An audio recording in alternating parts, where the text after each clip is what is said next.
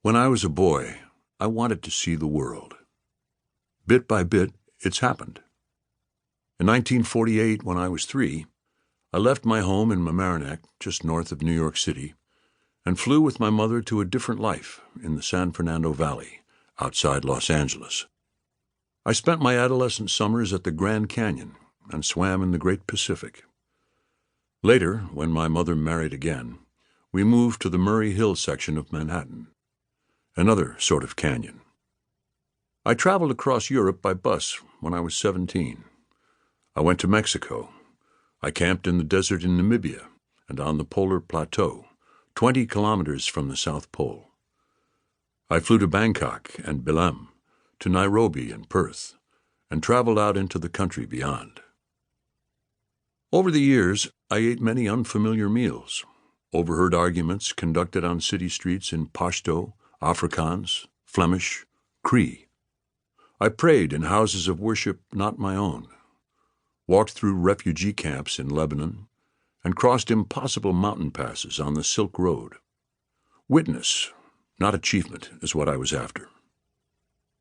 From the beginning, I wanted to understand how very different each stretch of landscape, each boulevard, each cultural aspiration was. The human epistemologies, the 6,000 spoken ways of knowing God, are like the 6,000 ways a river can run down from high country to low, like the 6,000 ways dawn might break over the Atacama, the Tanami, the Gobi, or the Sonoran. Having seen so much, you could assume, if you are not paying close attention, that you know where you are, succumbing to the heresy of believing one place actually closely resembles another. But this is not true.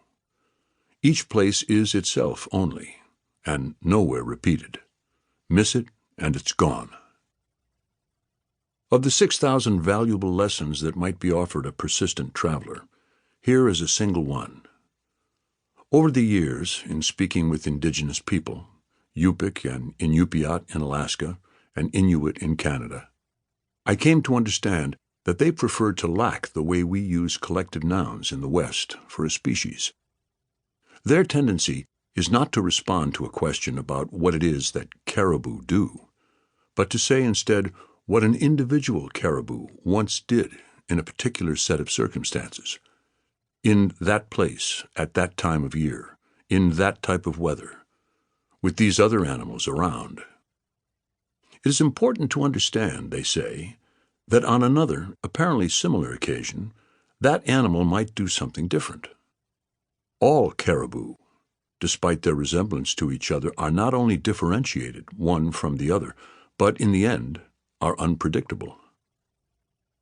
In Xi'an once, where Chinese archaeologists had recently uncovered a marching army of terracotta soldiers and horses, and where visitors can view them in long pits in situ, I studied several hundred with a pair of binoculars. The face of each one, men and horses alike, was unique.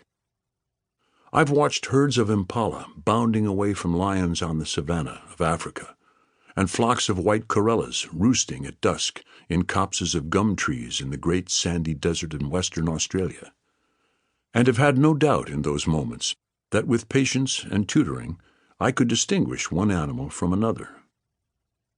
It is terrifying for me to consider now how television, a kind of cultural nerve gas, has compromised the world's 6,000 epistemologies, collapsing them into what we all know and what we all believe.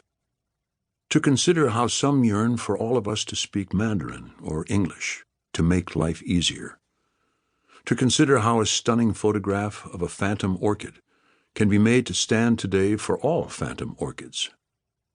To consider how traveling to Vienna can mean for some that you've more or less been to Prague. How, if you're pressed for time, one thing can justifiably take the place of another.